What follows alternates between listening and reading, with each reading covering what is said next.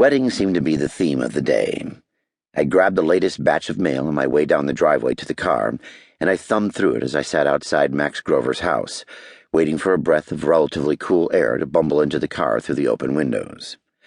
It came as no surprise that marriage was a profitable enterprise for what economists like to call service industries: travel agents, department stores, florists, insurance companies.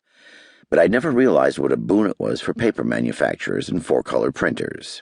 "You tie the knot, we'll give the bash," prodded a group of professional merrymakers based in Santa Monica, couching their message in words of one syllable, thoughtfully printed in type big enough to read through cement. People of many ethnic backgrounds and several religions celebrated with decorous abandon in the accompanying color photographs. In one shot, the female guests were wearing saris, market research at work. "Your marriage will last forever," predicted another brochure optimistically. "Shouldn't your photos?"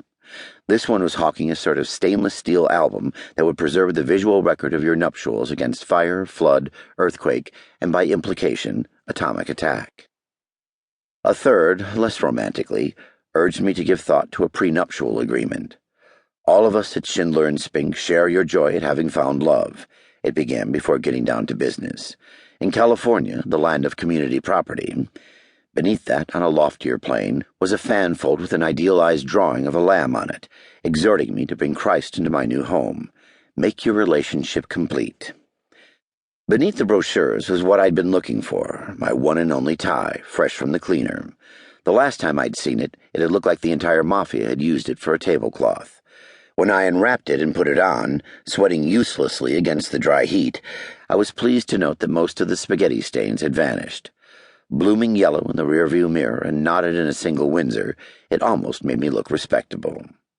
Okay, I thought, starting the car. I'd done what I was asked. It had turned out exactly as I thought it would, and I was pleased that I hadn't taken any of Nordine's money. Max Grover's house had been on my way to the real business of the day. Max had been a surprise, though. From Christie's description, I'd expected a gay version of the pathetic 65-year-old movie executives who rent themselves a new 18-year-old every week. Instead, Max had revealed himself to be much more complicated, cheerful, confident, and manipulative. He lived more dangerously than his insurance company probably would have liked, but he seemed to do it because he actually believed he could help people. I had once believed the same thing. Both Max and the junk mail hucksters had seen a wedding in my future, but I was certain none of them had seen anything even remotely resembling the wedding I was going to. I parked in a public lot downtown, near Parker Center, and hiked to the lobby, where I was issued the standard crack and peel badge, the kind that leaves stickum on your lapel. Since I could wash my face more easily than I could wash my lapel, I stuck the badge on my forehead. I thought it made me look festive. "You must be for the wedding," said the weary-looking female cop at the desk. "I'm the best man," I said proudly. "Yeah?" she asked. "In what group?" She made a note and waved me past. "Elevator to your left, down 3 stories, get off at P." The pistol range was an odd place for a pair of cops to get married, but Al Hammond and Sonia de Anza were an odd pair of cops, and the LAPD pistol range was where they'd met. He was the cop I'd pick for a friend when I decided to ignore my various postgraduate degrees and become a private detective, and she was a distractingly beautiful Hispanic whom Al had discovered while his divorce from wife number 1, Hazel, was cranking its way slowly through the courts, a marital version of Jarndyce v. Jarndyce. Hazel had taken everything, including their child, Al Jr., but Al had gotten Sonia.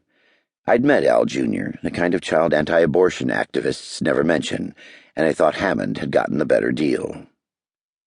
The elevator doors opened onto a wave of noise and a sea of LAPD blue. Across the room was a tight huddle of Latinos in civilian clothes, whom I recognized as the bride's family. They looked as abandoned as the last platoon, surrounded by Saracens. The sea parted before my brown suit as though the color might be contagious, and I saw the groom sweating aggressively in my direction. "Get over here," he bellowed, waving a Gold's Gym arm. I did as I was told, proud of not breaking into a laugh. Hammond, now a lieutenant of detectives,